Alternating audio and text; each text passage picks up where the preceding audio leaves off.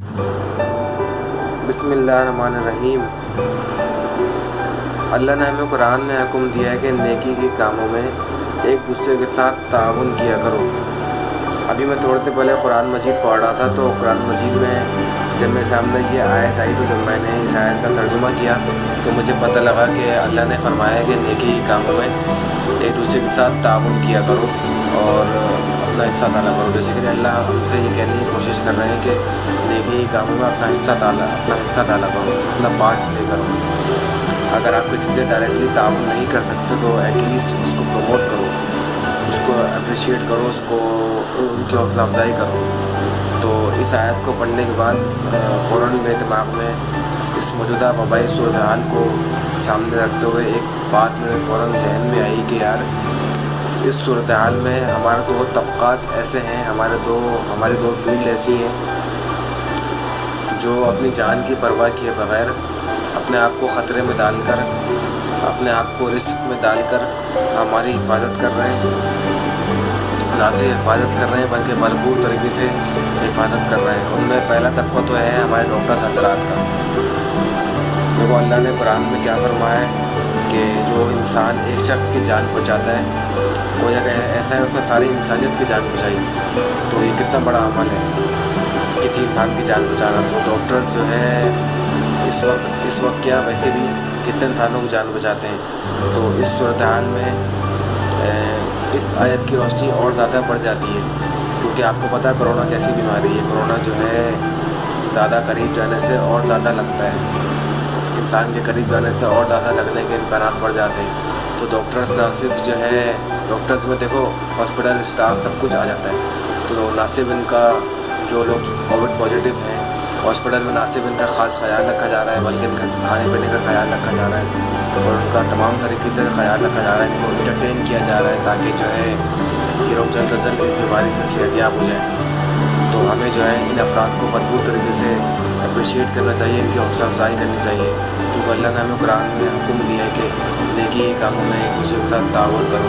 تو یہ کتنا نیک کام کر رہے ہیں، تو ہمیں بھی ان افراد کو اپریشیٹ کرنا چاہیے۔ اور دوسرا ہماری آرمی، ہمارے رینجرز اہلکار، ہمارے پولیس اہلکار، ہمارے ٹریفک اہلکار جو روڈوں پہ کھڑے ہو کر شاہراہوں پہ کھڑا ہو کر اور گلیوں کوچوں میں کھڑے ہو کر عوام میں ہجوم میں کھڑے ہو کر کراؤڈ میں کھڑے ہو کر ہماری حفاظت کر رہے ہیں۔ اور ان لوگوں کو تو کرونا لگنے کے چانسز اور زیادہ بڑھ جاتے ہیں، کیونکہ یہ لوگ تو کراؤڈ میں ہیں، یہ لوگ تو عوام میں ہیں اور ان کو تو ہر طرح سے کرونا لگنے کے چانسز اور زیادہ بڑھ جاتے ہیں، کیونکہ ان کا تو ہر طرح کے طبقے سے ان کا تعلق، ان کا واسطہ ہے، ہر طرح کے لوگوں سے ان کا واسطہ ہے اور ہر طرح کے لوگوں سے ان کا میل ملاپ ہو رہا ہے۔ تو ان کو تو کرونا لگنے کے چانسز اور زیادہ بڑھ جاتے ہیں۔ کیا ان کی فیملی نہیں ہوتی؟ کیا ان کے گھر بار نہیں ہے؟ کیا ان کے گھر میں بیوی بچے ماں باپ نہیں ہیں؟ کیا وہ لوگ نہیں بولتے ہوں گے کہ ابو آپ بھی گھر میں بیٹھے ہیں، باہر بیماری ہے؟ لیکن یہ لوگ پھر بھی ہجوم میں کراؤڈ میں کھڑے ہو کر ہماری حفاظت کر رہے ہیں۔ لیکن ہمارا کیا ہے، ہم ان کی پابندیوں کی خلاف ورزی ایسی کر دیں گے، نہ صرف ان کو برا بھلا بولتے ہیں بلکہ ان کو جو ہے گالیاں دیتے ہیں۔ دیکھو ہر طبقے میں اچھے لوگ بھی ہوتے ہیں، برے لوگ بھی ہوتے ہیں، لیکن اللہ نے ہمیں نیک گمان رکھنے کا حکم دیا ہے۔ دیکھو ابھی مجھے ایک بات یاد آئی کہ ابھی ایک بات مشہور ہو رہی ہے، ایک تاثر دیا جا رہا ہے کہ ڈاکٹر جو ہے جان بوجھ کے ٹیکے لگا کر لوگوں کو، مریضوں کو مار رہے ہیں۔ تو یار انسانیت کی بات کرو، انصاف کی بات کرو، کوئی ایسا کر سکتا ہے؟ دیکھو جیسے کہ میں نے بولا اچھے افراد برے افراد ہر جگہ ہوتے ہیں، لیکن یار اللہ نے ہمیں قرآن میں حدیث میں نیک گمان رکھنے کا بولا ہے۔ ہمیں جو ہے کسی سے بدگمان ہونے کی ضرورت نہیں ہے۔ خواہ میں آپ بدگمان ہو رہے ہو، آپ کو ثبوت ہے، جب نہیں ہے تو خواہ میں کیوں اپنی جو ہے اتنا سب کچھ بولتے ہو؟